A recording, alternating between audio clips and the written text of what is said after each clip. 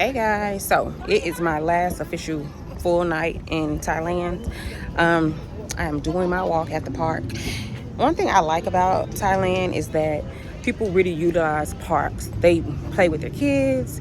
The kids play by themselves or play on the playground. People come out here and read. They sit out here and have picnics. Like, I love that family, that togetherness aspect. Look at this cat, y'all done came to me again. Why does cat keep being out here every time I come out here? I don't like Salem, whatever, I don't like him. But today we're going to talk about how I picked the places that I stayed while I was in Thailand. So you guys know I've stayed in Airbnbs and I've also stayed in hotels.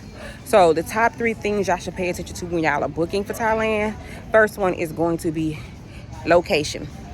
Location is going to highly determine whether or not you like being in Thailand. Because if you are too far from things, you're going to feel the effects of that. You're not going to want to continue to travel and pay to come in. Now, pick the location based on what you're trying to do while you're out here. If y'all coming to party, pick an area that's party. If y'all trying to be with the lady boys, pick the lady boys area, okay? If y'all out here with family, pick a family-oriented building or a family-oriented area. If y'all coming for business, stay downtown where people do business things. And there are a lot of co-working spaces. So the first thing y'all need to make sure y'all looking for when y'all are looking for a place to visit or live is location. Second thing was my most important thing, which was safety. There are places you can stay. Literally, guys, if you guys went on Airbnb, Booking.com, Expedia, all those things, you can find a place in Thailand as low as $7. Now, it might be a hostel, where it's set up like a jail and it's a community bathroom and everybody's sleeping like in things that look like cubby holes. It might be that, but it's $7. And if you into that, if you a solo traveler and you want to be you don't want to be by yourself, I guess it's built-in roommates. Or if you a couple that's coming here and y'all want to do couple things with other couple things, I guess a hostel could be your place.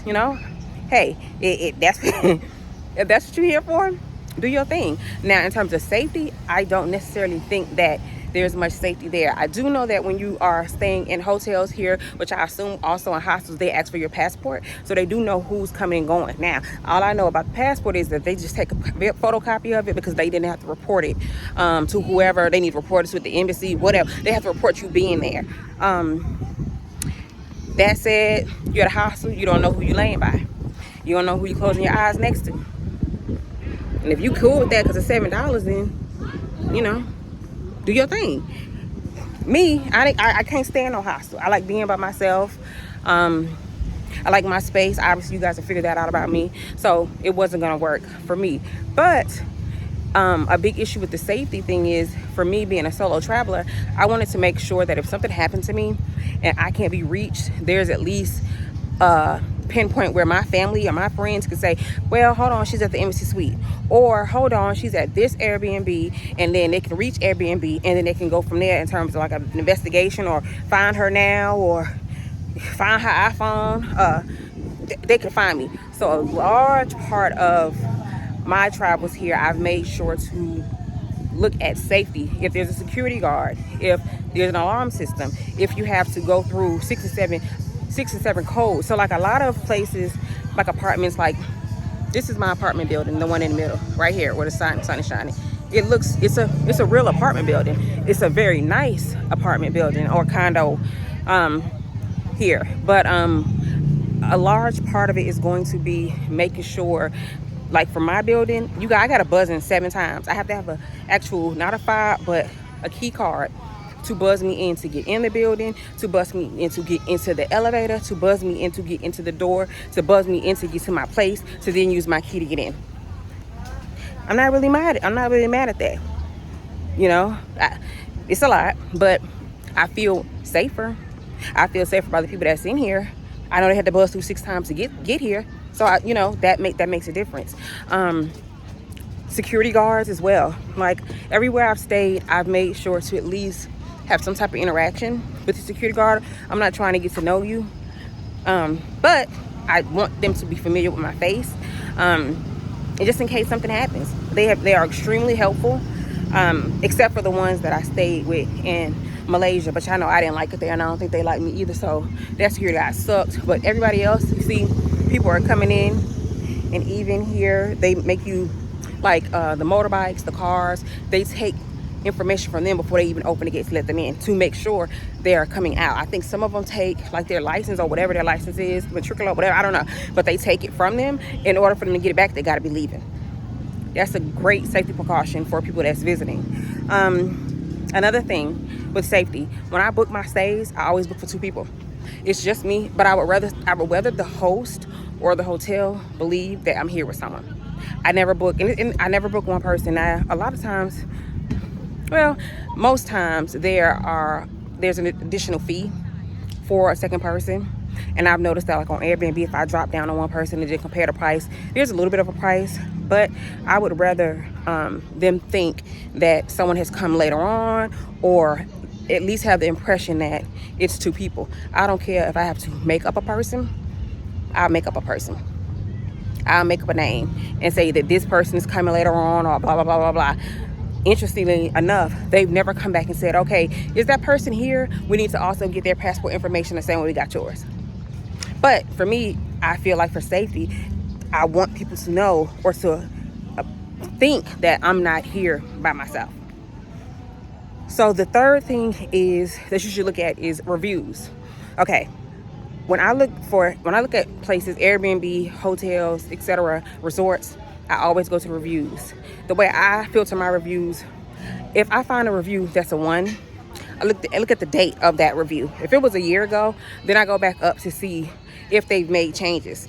If you're telling me that the food and customer service is bad a year ago, that might not necessarily mean that it's the same. So if there's another review that's 3 months ago, and then 2 weeks ago saying that the food was amazing, the service was excellent, then they've made some changes. I also look at reviews that have people's name. So I like when I look at reviews and it says Maria was great, Juan was great, Pablo's so helpful. That way I know that there's always a chance that there could be fake reviews, but it's less likely to, fill a few of reviews. Usually it's just like the food was amazing, exclamation point, exclamation point. When somebody's writing a detailed script, Maria was great. She helped me with my drink. She knows it was Hennessy and not Jack. She walked me to my room. She recommended places to eat. She recommended this. She brought me rice 3 times. That's less likely to be a fake review. With reviews, I will say, in my experiences, I've been in Asia. I did not experience this in Colombia. I have not experienced this in Africa, India, China, in Thailand, in Asia. The only place that I can say that the reviews was a lie was the brothel that I stayed at in Bali. I looked at the reviews were 5-star. 5-star.